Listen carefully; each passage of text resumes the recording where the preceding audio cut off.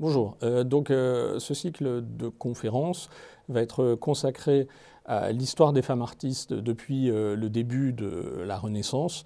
Moi, lorsque j'ai débuté mes études dans les années 1990, l'absence de grandes artistes femmes au sein de l'histoire de l'art avant l'apparition d'Élisabeth Vigée-Lebrun ne posait pas vraiment question.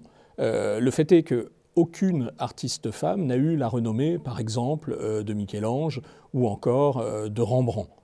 Du même coup, si aujourd'hui une peintre italienne telle qu'Artemisia Gentileschi est reconnue depuis une dizaine d'années, nous évoquerons aussi, lors de ces séances, les cas de nombreux artistes femmes qui pratiquent leur art dès le début de la Renaissance, dans toute l'Europe, mais dont l'histoire a été oubliée ou minimisée.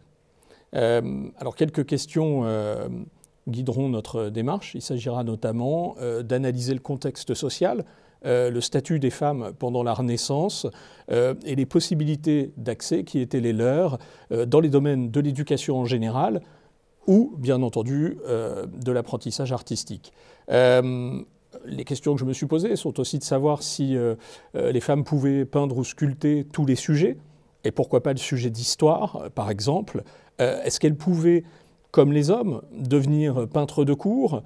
Plus largement, on pourra aussi se demander si des femmes, à l'instar des membres de l'école du Danube, des adeptes du Caravage ou des peintres réunis autour de Gauguin à Pont-Aven, ont en commun des qualités stylistiques ou expressives clairement définies.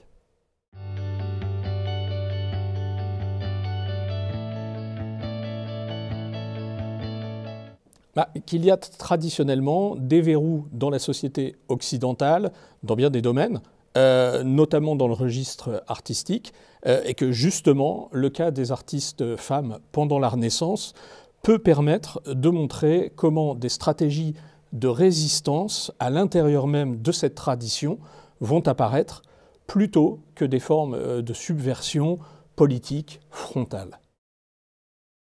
Merci, au revoir.